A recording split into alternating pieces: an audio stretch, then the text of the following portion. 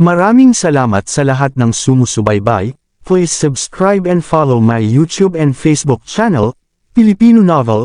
Maraming salamat po. Kabanata 151. Nang marinig yun ni Severin, hindi niya naiwasang sumimangot. Mukhang sobrang enthusiastic si Rufus sa paghihiganti. Hindi ko inaasahan na hahanapin niya kami pagkatapos kong turuan siya ng kaunting leksyon kanina. Tuwang-tuwa si Stanley nang marinig iyon at agad na sinabing, "You've screwed up big time, Severin. The Chavez are a second-tier family, and Rufus is the eldest son of their patriarch.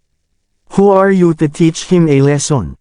Are you trying to get yourself killed?" Seryoso, Severin, sa lahat ng taong na-provoke mo, kailangan mo ba siyang piliin? Hindi ka na matutulungan ng pamilya natin. Dagdag ni William. Nabigla rin si Felicia nang makita ang hitsura ni Rufus, ngunit naalala niyang nasapak lang ni Severin si Rufus dahil pinayagan siya ni Diane. Tsaka kanina pa naiinis si Felicia sa kanya. Pagkatapos mag-isip tungkol dito, tumayo siya para kay Severin. "Nay, kailangan mong protektahan si Severin. Si Rufus ang lumagpas sa linya nang asarin niya kami habang bumibili kami ng sasakyan." Binugbog lang siya ni Severin pagkatapos mainis sa kanya. At ang masaklap pa nito, aalis na kami ng utusan ni Rufus ang mga bodyguard niya na pigilan kami sa pag-alis. "Oo, kailangan mong tulungan si Severin. Bahagi siya ng mga Shanahan ngayon, hindi ba?"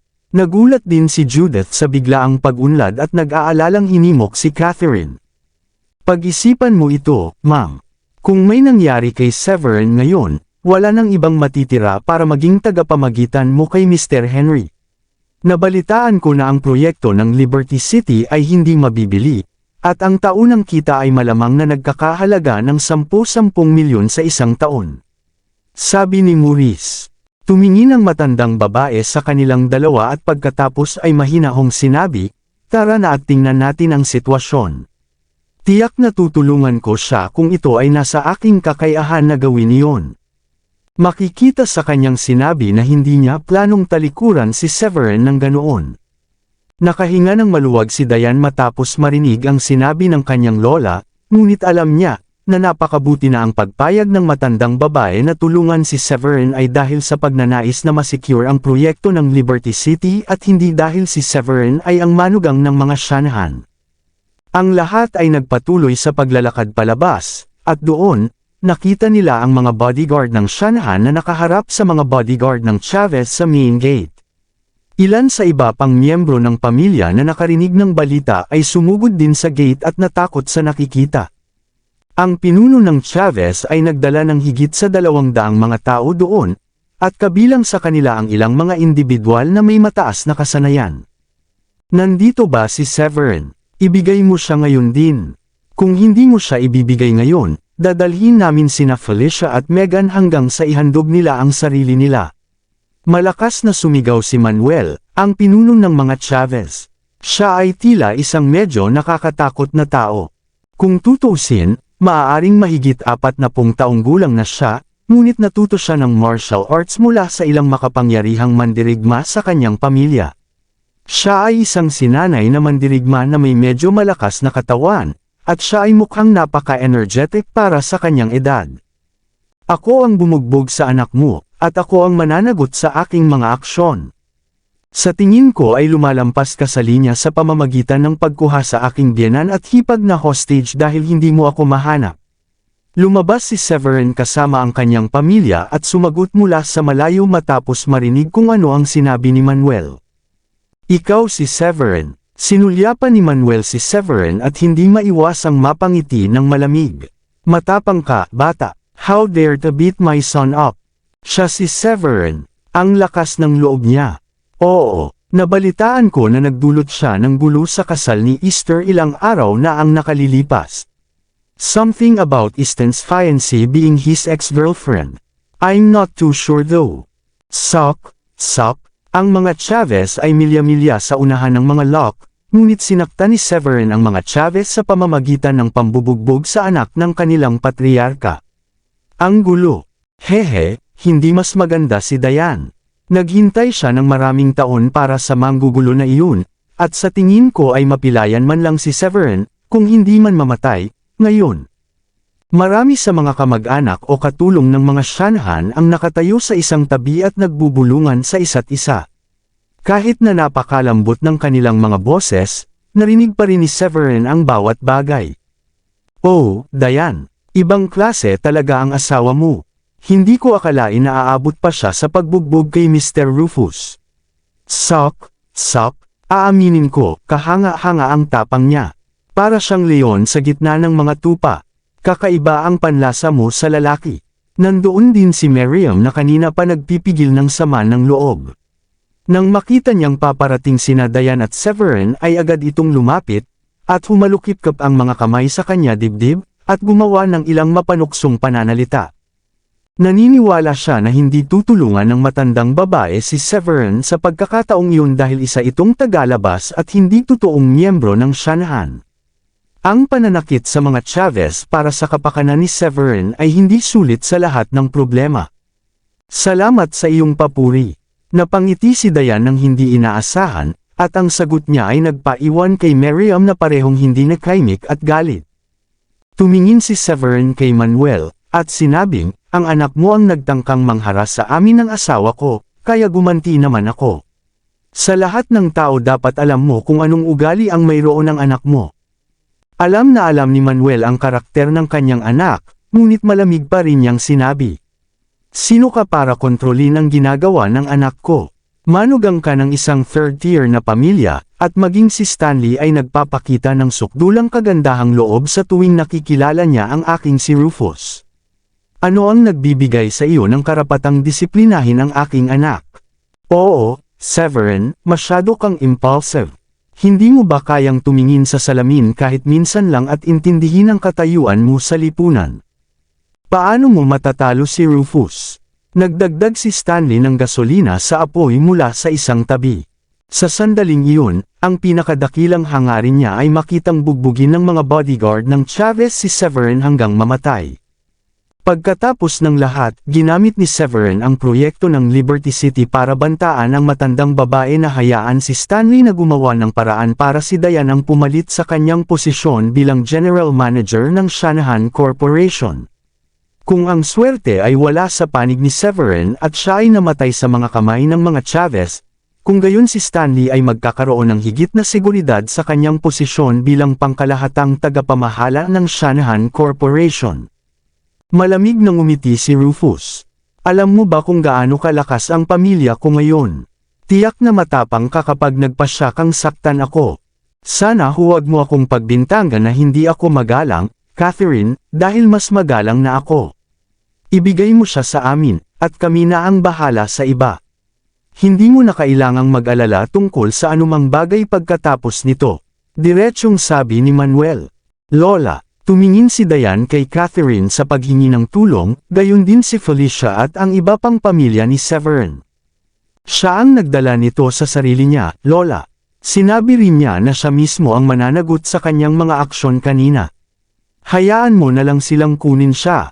Pangungumbinsi ni Stanley. At saka, kahit nabugbugin si Severin, hindi na kailangang mag-alala ni Diane na magpakasal muli dahil maganda siya.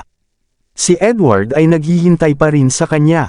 "Yes, that's right. There's no need to worry about remarrying. You can always marry me, Miss Diane. I'm more than willing to marry her." Rufus's small eyes light up. "I've admired you for a long time, Miss Diane." "Patuloy ka na mangarap, Rufus." Malamig na sagot ni Diane nang marinig iyon. Ang kutis ni Manuel ay naging pangit sa isang iglap, at sinabi niya kay Diane. "Bakit mo nasabi iyan, Diane? We are a second-tier family. You'll be one step up the social hierarchy if you marry my son. You should have been grateful that he still fancies you kahit na minsan ka ng kasal at nanganak na ng anak. Saan mo nakuha ang lakas ng loob, na ang anak ko na panatilihing nangangarap ang anak ko?" Matapos sabihin ang pahayag na iyon, nilingon ni Manuel si Rufus at sinabing, "Nakakadismaya ka, Rufus. Maaari kang pumili ng sinumang babae sa mundo, at kailangan mo lang siyang piliin. Kung tutusin, ikaw ay aking anak. Wala ka bang pili sa mga babae?" Nagpout si Rufus. Pero Dad, ang babaeng gusto ko talaga ay si Diane. Dapat siya lang.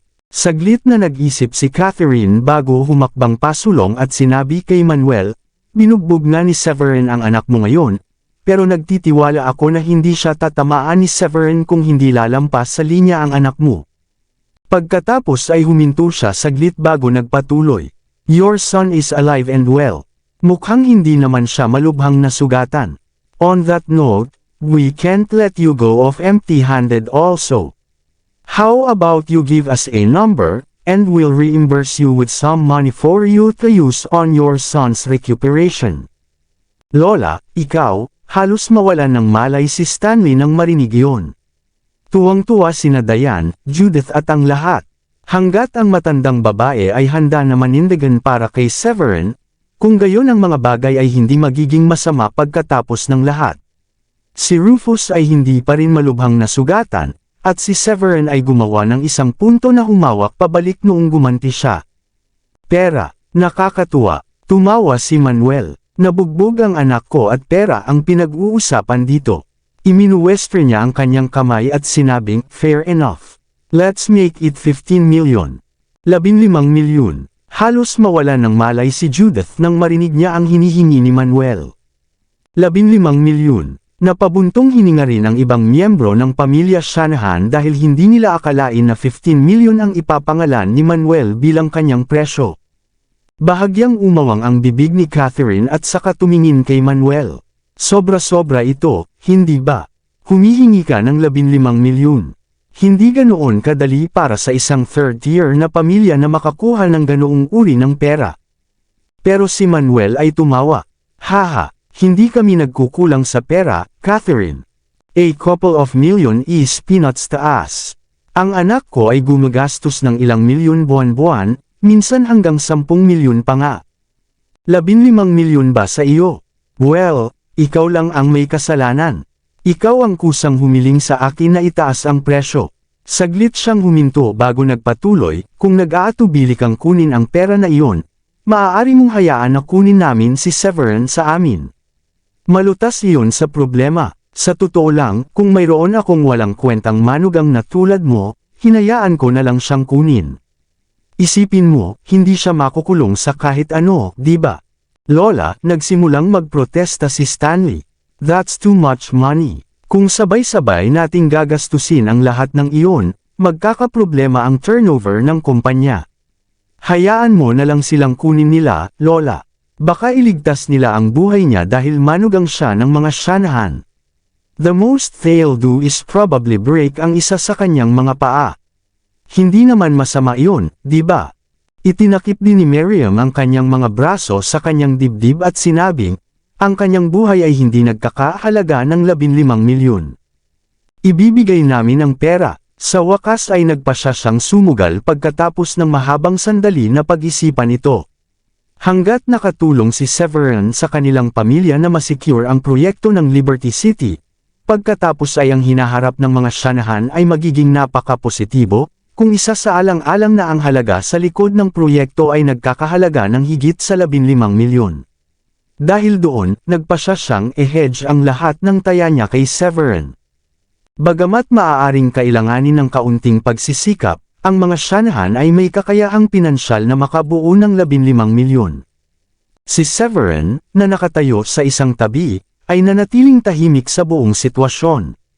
Gusto niyang makita ang tindig ng matandang babae, at kung tutulungan ba siya nito o ipapakain sa mga aso. Ang kanyang naging desisyon ay lubos na nasiyahan sa kanya. Haha, ang lakas ng loob mo, Catherine. Natigilan sandali si Manuel bago nagsimulang gumapang ang saya. Hindi maliit na halaga ang 15 milyon, at nagulat siya na makakakuha siya ng ganoon kalaking halaga mula sa mga Shanahan. Lumapit si Severin at sinabing, hindi mo na kailangang gawin iyon, Lola. Gaya ng sinabi ko, ako lang ang dapat na managot dito. Tinatanggihan mo ba ang tulong ko? Nagulat si Catherine, ano ang iniisip ni Severin? Severin, ikaw. Nagulat din si Judith, at hindi niya alam kung bakit biglang nasabi ng ganoon ni Severin. Don't worry, inay. Wala silang lakas ng loob na may gawin sa akin. Bahagyang ngumiti si Severin. Pagkatapos ay humakbang siya ng 2 hakbang at sinabi kay Manuel, "Sigurado ka bang gusto mong sumampa sa Draco Hall?" Draco Hall. Napakunot ang noo ni Manuel nang marinig iyon. Anong ibig mong sabihin dyan? Sa tingin mo ba ay maaari mong tawagan ang mga tao ng Draco Hall para tulungan ka? Hehe, hindi ako natatakot sa mga thug na nasa ilalim ng Draco Hall. Hindi ako magpapakita ng courtesy sa second-in-command nila, kay Blade. Maliban na lang kung matawagan mo si Larry dito, hindi rin ako magpapakita ng courtesy sa iyo. Iyon ay dapat na isang biro. May napangisi matapos marinig ang sinabi ni Manuel. Sa tingin ba talaga ni Severin ay maaari niyang tawagan si Larry? Alam ng lahat na si Larry ang pinuno ng Draco Hall, na isa sa 3 underground forces sa Brookborn. Ang taong tulad niyan ay hinding-hindi sasagutin si Severin. Sino ang gusto mong lokohin, Severin? Sa tingin mo matatakot mo si Mr. Manuel? Naramdaman ni Miriam na niloloko sila ni Severin at nagpa siya na ilantad ang mga kasinungalingan ni Severin. Tumingin sa kanya si Severin at nagtanong, "Care to bet? Kung mapapunta ko siya, kailangan mong lumuhod at tawagin akong sir."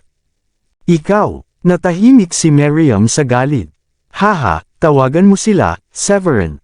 Kung personal na dadating si Larry, dadalhin ko agad ang mga tauhan ko. Ngunit mag-isip ng 2 beses bago mo gawin. Bibigyan kita ng 1 oras. Kung wala pa siya dito, puputulin ko ang dila mo at babaliin ko ang mga paa mo. Iyan ang magtuturo sa iyo na huwag mag-bluff sa lahat ng oras." Tumawa ng malakas si Manuel at hindi naniwala kahit kaunti sa kalokohan ni Severin. Ngumiti si Severin, kinuha ang kanyang cellphone, at dinayal ang numero ni Larry. "Ano boss? Kailangan mo ng kahit ano mula sa akin." Tuwang-tuwa na sagot ni Larry sa kabilang linya. Sa sandaling iyon, kinuha na ng mga tao ng Draco Hall ang Cedar Gang, kaya pinagtibay ang kanilang sarili bilang nangingibabaw na puwersa sa underground. Bukod dito, marami sa mga miyembro ng Cedar Gang ang na-recruit nila ang kanilang kapangyarihan ay nadoble, at wala na silang dapat ikatakot sa hinaharap. May nanggugulo na naman, as usual. Nagdala sila ng maraming tao dito, at gusto kong bugbugin silang lahat, pero I don't think that's a good move because it's my first time at my in-laws place. Sabi nila aalis sila kung mapapapunta kita dito sa loob ng 1 oras. Bumantong hininga si Severin at ipinaliwanag ang sitwasyon. Sa Shanahan Estate, di ba? Pupunta ako kaagad. Anong, ang mga dimwits na ito ay dapat na nangangati na ilagay ang 1 paa sa libingan kung sila ay manggahas na manggulo para sa iyo. Larry then assured, "Hindi ka naman mag-alala, boss. Hindi naman tayo ganoon kalayo, at sa tansya ko ay makakarating na kami sa loob ng 20 minuto. Kabanata 155. Sa sandaling tapusin ni Severin ang tawag, si Judith ay humakbang ng may pag-aalala at nagtanong, paano ito nangyari? Darating ba si Larry? Ngumiti si Severin. "It'll be fine, Nay. Tinulungan ko siya nung umaga, di ba? He'll be here." Nakahinga ng maluwag si Judith matapos matanggap ang assurance ni Severin. "Ipagpatuloy mo ang pagyayabang, bata. 1 oras ka lang. Kapag hindi siya dumating, ikaw ay mapapasama." Malamig na ngumiti si Manuel at hindi naniwala sa mga salita ni Severin. Hindi siya pinansin ni Severin at naglakad sa isang tabi para humithit ng sigarilyo. "Tingnan mo, Stanley. I bet naninigarilyo si Severin dahil gusto niyang mapawi ang kanyang pagkabalisa ngayon din." Lumapit si Miriam kay Stanley at bumulong sa kanya. Tumango si Stanley. "Tama ka, siya siguro yung tipong gustong manigarilyo sa tuwing kinakabahan siya. Hindi niya ba alam kung sino si Larry? This is Draco Hall's big shot we are talking about. Bakit pa siya ililibang ni Larry?" Lumipas ang oras, at sa 10 minutong marka, ilang sasakyan ang dumating at pumarada sa gate. Marami sa mga tauhan ng Draco Hall ang bumaba mula sa mga sasakyan. Naglakad si Larry sa harap ng lahat ng kanyang mga tauhan, at sa pagtataka ng lahat, nagdala siya ng malaking bilang ng mga tao na higit sa 200 lalaki. "No way. Personal na pumunta dito si Larry. Napalunok si Stanley at umasim ang ekspresyon ng mukha niya nang makita kung sino ang nangunguna sa paglalakad. Kung mapapapunta lang ni Severin ang isang tulad ni Larry sa isang tawag lang sa telepono, malamang na mas pahalagahan ng matandang babae si Severin. Oh, so, ikaw pala, Manuel. Hindi mapigilan ni Larry ang mapangiti nang dumating siya. Bakas sa kanyang mga mata ang pang-aalipusta at bakas ng pangungut siya sa kanyang mga salita. Hehe, ano ang ibig sabihin nito, Hallmaster Larry? Nagmadali ka ba rito dahil lamang sa hiniling sa iyo ng unang manugang ng mga Shanahan? Nagulat si Manuel na dumating si Larry, ngunit hindi siya natatakot sa Draco Hall. Maaaring sila ay makapangyarihan, ngunit ang kanilang kabuoang lakas ay halos kapantay ng isang pangalawang tier na pamilya. Bukod pa rito, ang mga Chavez ay may ilang bihasang manlalaban din. Sa pangkalahatan, ang mga mayayamang pamilyang negosyante lang tulad ng mga Locke, o mga third-tier na pamilya tulad ng mga Shanahan, ay matatakot kay Draco Hall. Iyon ay sinabi, ang mga Chavez ay hindi nang ahas na saktan ang gayong mga puwersa sa isang kapritsyo, dahil ito ay magiging isang malupit at walang awa na labanan kung ito ay dumating sa ganoon. Haha, sulit ang trip ko dito. Muling ngumiti si Larry, ngunit nakaramdam siya ng kaunting kawalan dahil hindi si Severin na hinayaan niyang ibunyag ang kanyang pagkakakilanlan. Kaya naman, kailangan niyang maghanap ng dahilan kung bakit siya dumating. Matapos itong pag-isipang mabuti, muli niyang sinabi, napakahusay ni Mr. Severin sa medisina. Ginamot niya ang mahirap na sakit ng aking ina at siya ang aking benefactor. Hindi pa ganap na gumagaling ang kanyang sakit, at bumuti lang ito ng kaunti kumpara sa dati. Lubos akong nagpapasalamat sa iyong tulong na magreseta sa kanya ng ilang mga gamot para gumaling siya, Mr. Severin. Lumapit si Severin at magalang na naglaro habang sinasabi niya kay Larry, ikinalulungkot ko talaga kung kailangan mong pumunta dito, Hallmaster Larry. Haha, masyado kang magalang. Tumawa si Larry. Bumilis ang tibok ng puso ni Manuel. Lumilitaw sa kanya na handa lamang si Larry na pumunta doon dahil hindi pa gumagaling ang sakit ng kanyang ina, kaya kailangan ng tulong ni Severin para sa anumang mga follow-up na paggamot. Malamang, natatakot si Larry na bugbugin nila si Severin hanggang mamatay at walang magre-reseta ng gamot sa kanyang ina. Tumingin si Severin kay Manuel, at sinabing, Mr. Manuel, sinabi mo lang na dadalhin mo ang iyong mga tauhan kung mapapapunta ko rito si Hallmaster Larry, at isusulat mo ang bagay na binugbog ko ang iyong anak. Pagkatapos ay tumigil sandali si Severin at nagpatuloy, nagtitiwala ako na ang isang taong may reputasyon sa Brookmore na katulad mo ay magiging isang tao sa iyong salita. Galit na galit si Manuel, ngunit magalang na ngumiti lamang siya kay Larry.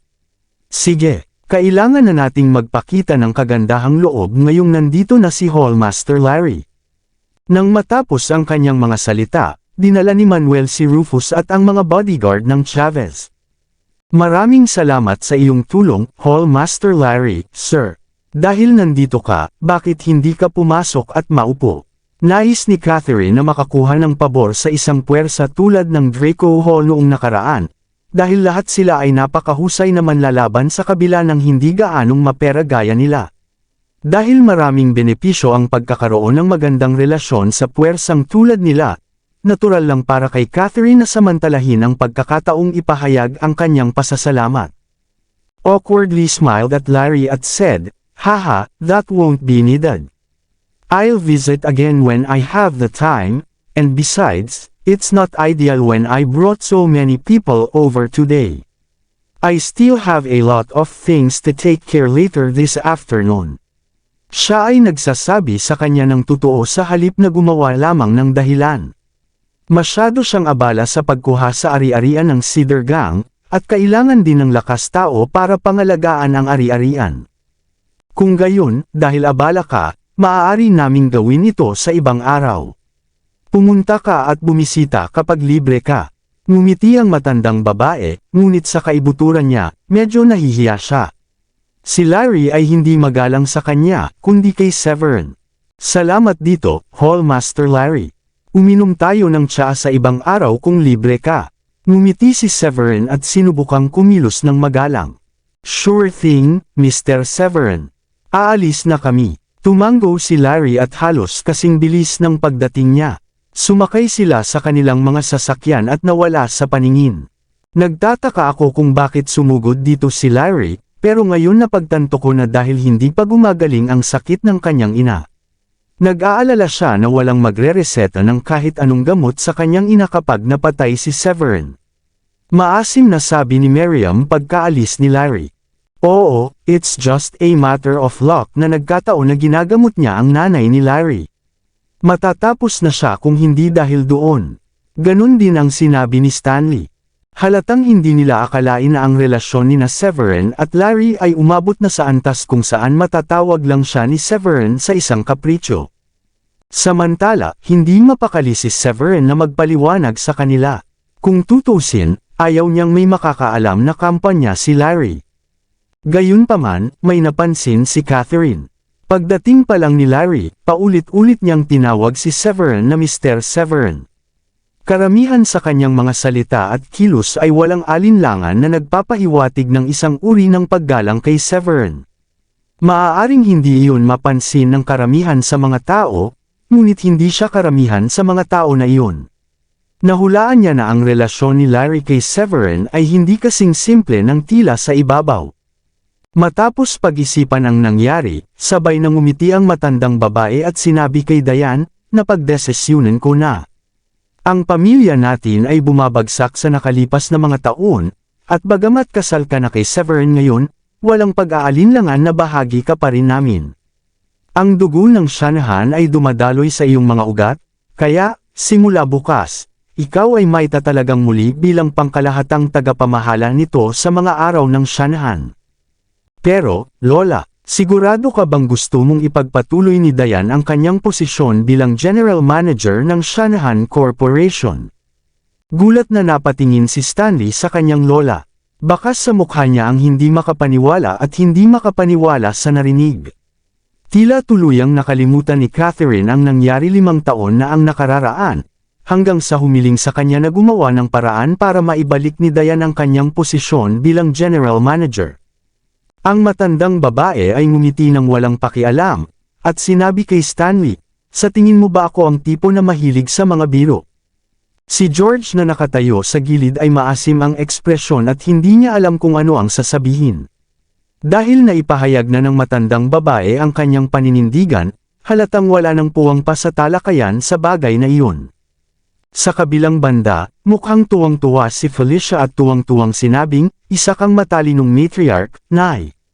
Makatitiyak ka na si Diane ay tiyak na aakayin muli ang ating mga Shanahan sa kaluwalhatian. Meritocracy ang tamang paraan. Ilang taon nang nagtatrabaho si Stanley sa ganoong posisyon, at ang kumpanya ay umuurong sa halip na mapabuti. Kung magpapatuloy siya sa ganito o kaya ay mawawala ang lahat ng Shanahan noon. Anong kalokohan ang sinasabi mo, Felicia? Mabuti pa ang mga Shanahan. Ano ang ibig mong sabihin na mawawala ang lahat ng mga Shanahan? Nang marinig ang kanyang sinabi, naikuyong ni Stanley ang kanyang mga kamao, at humakbang pasulong, at tinitigan ng masama si Felicia. Natigilan si Felicia sa reaksyon nito at hindi napigil ang mapa-atras ng 2 hakbang. Kung tutusin, siya at ang kanyang pamilya ay inaapi nila sa mahabang panahon na hindi niya maiwasang magkaroon ng hindi maipaliwanag na takot kay Stanley. Gayunpaman, pinatibay niya ang sarili nang minsang naisip niya ang kanyang anak, at muling ipagpatuloy ang posisyon ng General Manager sa Shanahan Corporation. Hindi niya maiwasang ituro, hehe, nagsasabi lang ako ng totoo. Lahat ay nanunood, alam mo naman. Sasampalan mo ba ako? Anong klaseng tao ka kung gagawa ka ng ganyan? Hindi ka ba natatakot na pagtatawanan kung may lumabas na salita? Enough! Stop arguing, you two. I've already decided na si Diane will resume the position of General Manager simula bukas. Stanley will be the manager of the business department. Sabi ng matandang babae pagkatapos ng ilang pag-iisip. Kagawaran ng negosyo. Halos himatayan si Stanley sa narinig niya. Bukod sa pinaka-nakakapagod at mababang sweldong posisyon, napakahirap ding makakuha ng anumang kickback sa business department. Lalala lang iyon kung si Diane ang magiging general manager. Ang kanyang sitwasyon ay magiging mas mahirap kung siya ay sasali sa Human Resources Department o sa Finance Department.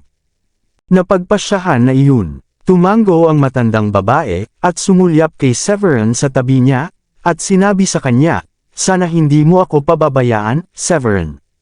Ipaubaya ko sa iyo ang pag-secure ng proyekto sa Liberty City." Ang desisyon kung hayaan si Diane na ipagpatuloy ang kanyang posisyon bilang general manager ay may 2 buwang probationary period. Nalinaw ko na ba ang sarili ko? Hindi napigilan ng mga sulok ng labi ni Severin ang pagkibot ng ilang beses matapos marinig iyon. Isa siyang tusong matandang soro, at alam niyang hindi ganoon kadaling ibalik si Diane bilang general manager. Ang kanyang kahulugan ay malinaw kung matutulungan niya ang mga Shanahan na makapasok sa proyekto ng Liberty City, kung gayon si Diane ay hindi magkakaroon ng mga problema sa pagpasa sa panahon ng pagsubok. On the flip side, if Severin failed, then obvious na mapapalitan si Diane anytime. Hindi man lang nag-alala si Severin sa mga pagkakataon niya at ngumiti lang ito habang sinasabi sa kanya, "Pwede ka nang mag-relax, Lola. Ako na ang bahala. Mga 20 araw pa lang, di ba? Huwag kang mag-alala, magkakaroon ng pwesto para sa mga Shanahan." Tuwang-tuwa si Catherine nang marinig ang paninindigan ni Severin at kontentong tumango. "Bahagi ka na ngayon ng mga Shanahan, kaya sana ay matupad mo ang aming mga inaasahan at makapag-ambag ng kaunti sa pamilya. Mag-leave muna tayo ngayon." Ngumiti si Severin at hindi nagtagal ay sinundan ang pamilya ni Diane habang masaya silang bumalik sa villa ng pamilya ni Diane. Nakaramdam ng inis si Stanley habang pinagmamasdan si Severin at ang iba pa na umalis. Hindi na niya nakayanan pa at sinabi sa kanyang lola, "Hindi mo ba iniisip na nagmamadali ka, Lola?" Bilang tugon, inikot ni Catherine ang kanyang mga mata kay Stanley at sinabing, "Isa kang tanga, alam mo iyon." May higit pa kay Severin kaysa nakikita ng mata. Ang kanyang relasyon kay Larry ay dapat na mas malalim kaysa sa nakikita natin, dahil maaari niyang makuha si Larry na lumapit sa isang tawag lamang sa telepono. Nang maituro iyon, ang matandang babae ay huminto saglit at sinabing muli, "Bukod dito, hindi tayo kikita ngayon ng pera, kung maaari tayong mawalan ng pera." Ang proyekto ng Liberty City ay kung hindi niya magagawa iyon. Kung gayon ay maaari kong ibigay si Diane sa kanyang posisyon kapag dumating ang oras. Okay kung ganoon. Tinanggap naman ito ni Stanley sa ibabaw, pero medyo naiinis pa rin siya dahil ayaw niyang mas mataas sa kanya si Diane. That felt good. Haha, I can't believe I'd ever see the day when Stanley would be so deflated. Namumula ang mukha niya kanina. Nakangiting sabi ni Megan pagkabalik sa kanilang tirahan. I can't agree more. Parang sa wakas na ilabas ko na ang galit ko. Masigla rin ang pakiramdam ni Felicia. Si William, gayunpaman, ay tila hindi gaanong ibinabahagi ang kanilang sigasig. Aaminin ko na masarap sa pakiramdam, pero si Stanley ang uri na likas na mapaghiganti. Baka mas mataas tayo sa pagkakataong ito, pero ang ginawa natin ay halos nasaktan siya. Nang marinig iyon, hindi sumasang-ayon si Severin. Hindi ka dapat mag-isip ng ganoon. Maraming pagkakataon na naiisip natin na pinakamahusay na magbigay na lamang, ngunit ito ba talaga ang pinakamahusay na pagpipilian? Wala sa inyo ang nakasakit sa kanya sa nakaraan, ngunit patuloy pa rin niyang inaapi kayo na parang walang sinuman. Kung hindi mo lalabanan o ipaglalaban ka pa rin. Tama siya, Dad. Kung hindi tayo lalaban, ituturing tayo ng ating mga kaaway bilang madaling target. Kinampihan ni Megan si Severin at mas naging magiliw sa kanya. Kung tutusin, binigyan niya sila ng isang mamahaling kotse at inilabas ang kanilang galit para sa kanila. Dati, madalas silang inaapi ni Stanley, ngunit hindi nila nagawang lumaban at naitago lamang ang kanilang galit sa kanilang mga puso. Si Diane lang ang may kitang-kita na simangot sa mukha. Hindi naman ganoon kalaki ang problema ni Stanley dahil galing siya sa pamilya namin. Ang pinakamadalas niyang gagawin ay gumamit ng ilang maliliit na trick para pahirapan ang buhay namin. Ang inaalala ko ngayon ay si Rufus. Siya, talaga, hindi mo ba iniisip na masyado kang nag-aalala, Diane? Dinala nila ang lahat ng mga tao nila dito para lang umalis ng nakayuko dahil hindi sila naglakas loob na saktan ang Draco Hall. Iba ang pananaw ni Meghan kumpara kay Diane. Ngumiti ng mapait si Diane. He was being courteous to Larry. Didn't he promise to bring his men away if Severin could call Larry over? He kept his word para hindi masira ang reputasyon niya. But that don't change the fact that both father and son are makasalanang individual na hindi dapat guluhin. At saka, tumulong lang siya dahil kailangan niya ng tulong ni Severin to the future. That single can be the future. Tama ka, mukhang mahirap iyan. Medyo nag-aalalang tumingin si Meghan kay Severin matapos marinig ang pagsusuri ni Diane. Haha, huwag kayong mag-alala, kayong dalawa. Kung hindi dahil masama ang pakiramdam kung magkadugo kung saan-saan sa unang pagbisita ko sa aking mga in-laws, hindi na sana ako mag-abala pang tawagan si Larry. Parang mga langgam sa harapan ko ang mga bodyguard ng Chavez. Tumawa ng walang pakialam si Severin. Nagpalitan ng tingin si Diane kay Meghan at pareho silang walang imik. Sa higit sa 200 tao doon at marami sa kanila na kayang humawak ng kanilang sarili laban sa isang dosina o kahit ilang dosenang mga lalaki, nakakapangilabot na nakapagpahayag pa si Severin na ang mga bodyguard ay parang langgam. Kaya niyang mag-bluff ng hindi kumukurap at walang pinakamaliit na onsa ng kahihiyan. Well, wala na tayong dapat ipag-alala ngayon na sa wakas ay magpapatuloy na sa pagtatrabaho si Diane sa kumpanya, nakangiting sabi ni Felicia. Pagkatapos mong maging general manager, hindi mo na pwedeng ipagpatuloy ang iyong ama na manatili bilang isang ordinaryong warehouse manager na may bawas na sweldo, di ba? Magiliw na ngumiti si Diane bilang tugon at sinabing, syempre hindi. Nagliwanag ang mga mata ni Felicia at sabik siyang tumingin kay Diane. Pwede ba siyang makakuha ng promotion or something of the thing? Talagang hindi na. Umiling si Diane. Plano ko siyang tanggalin. Ano? Halos magsuka ng dugo si Felicia. What do you mean, Diane? You're going to fire him. How could you be more ruthless than Stanley? Gusto mo bang tuluyan siyang mawalan ng trabaho? Ang nasasabik na hitsura ng kanyang ina ay nagdulot ng tawa mula kay Diane habang tinakpo niya ang kanyang bibig at tumatawa. Hindi mo ba naiisip na masyado kang nagagalit, Mom? Kahit si Dad ay mas kalmado kaysa sa iyo.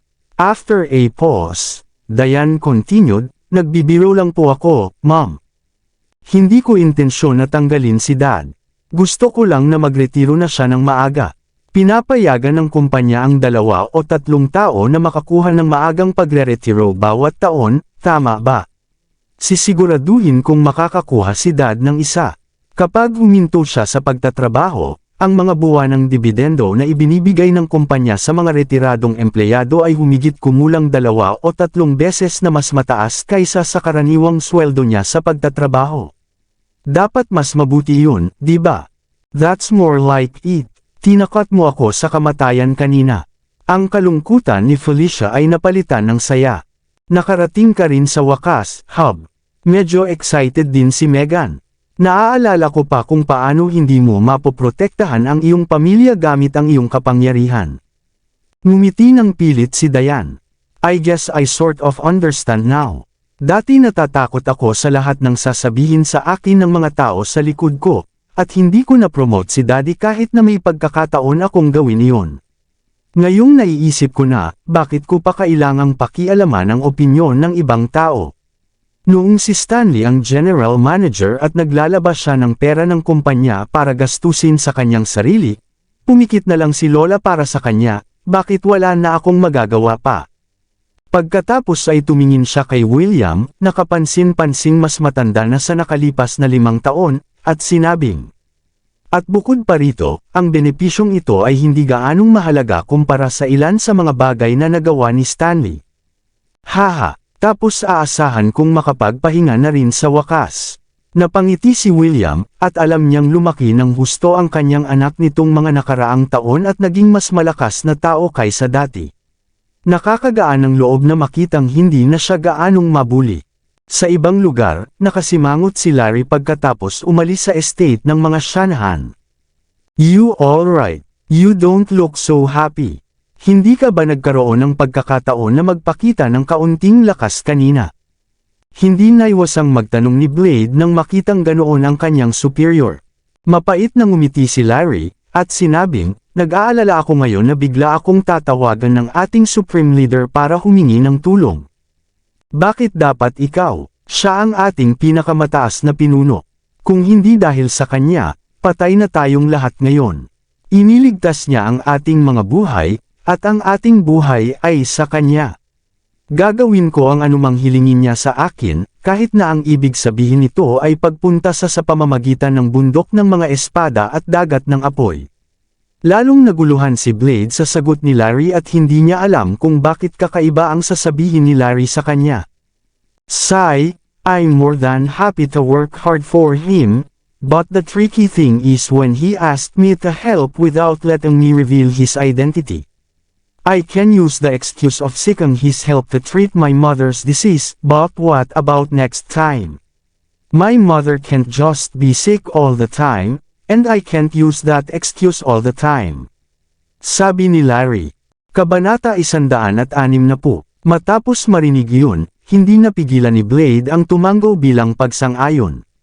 Tama ka, medyo mahirap talaga. Ang pag-iisip ng magandang dahilan ay medyo mahirap din. Pinag-isipan niya ang bagay na iyon at sa wakas ay sinabi niya kay Larry, paano kung gagamitin natin ang dahilan na ipagamot niya ang aking ina sa susunod na pagkakataon? Napa-facepalm si Larry. Sumpain, ang swerte ng Severin na ito. Gusto kong wakasan ang buhay niya ngayon, ngunit hindi ko inaasahan na tatayo si Larry para sa kanya. Si Rufus, na noon ay nakabalik na sa mga Chavez, ay nagmumura pa rin sa galit at walang mapaglagyan ng kanyang galit. Sa isang panig, sinabi ni Manuel, hehe, kalimutan mo na lang. Kailangan nating magpakita ng paggalang kay Larry, at ginawa ko rin ang kasunduan noon kay Severin. Dahil nagawa niyang makuha si Larry sa isang tawag lang sa telepono, hindi ko maaaring sirain ang salita ko bilang pinuno ng mga Chavez. Pagkatapos magsalita, tumingin siya sa kanyang matigas ang ulo na anak at sinabing, huwag mong guluhin si Severin sa mga darating na araw, kahit man lang sa panahong ito. Kakailanganin ni Larry ang tulong ni Severin para mapagaling ang sakit ng kanyang ina. Okay, pero ayoko na siyang makita muli sa hinaharap, kung hindi, hindi ko siya bibitawan. Naikuyom ni Rufus ang kanyang kamao at marahas na idinagdag, kung hindi siya sumiping sa aking pinapangarap na babae at nabuntis niya ito sa isang anak, baka ako ang pinakasalan niya. Siya ang dahilan kung bakit kailangan kong magpakasal sa isang hindi birhen kahit na ipapakasal ko si Dayan sa akin. Nang marinig iyon, saglit na nalungkot ang mukha ni Manuel at tinitigan niya si Rufus. I didn't thought you were aware that she's already used goods. You're my son, the future heir of the Chavez. Pinagnanasaan mo ba ang isang babaeng ginamit kahit na matapos ang maraming taon? Isa ka talagang disappointment. Mapait ang ekspresyon ng mukha ni Rufus. Pero napakaganda ni Dayan. I think she's getting more and more beautiful as the years pass. There's an air of maturity and femininity to her. I just can't help myself from like her. Hindi nakaimik si Manuel, ngunit hindi niya ito mapabulaanan dahil talagang kaakit-akit si Dayan. Ang kanyang anyo at ang kanyang hitsura ay nag-akit sa kanya na sumulyap pa sa kanya kahit nakita na niya ito. Kinagabihan, si Felicia at ang iba pa ay nasa mabuting kalagayan at nagpas siyang maghapunan kasama ang pamilya ni Severin bago umalis. Nang matapos ang hapunan, hinatid ni Severin ang kanyang pamilya pauwi sakay ng bagong binili na mamahaling kotse na nagkakahalaga ng higit sa halos $205,000. Nang malapit na silang makarating sa bahay, nakita ni Severin na may nagpupumiglas sa ilalim ng malaking puno. Hinablat ng 3 lalaki ang isang dalaga at kinaladkad papunta sa isang maliit na kagubatan ng kawayan sa hindi kalayuan. Hindi. Bitawan niyo ako, mga hayop. Napaka-sexy ng figure ng dalagang naka-miniskirt, at siya ay tinutumbok ng 3 tulisan.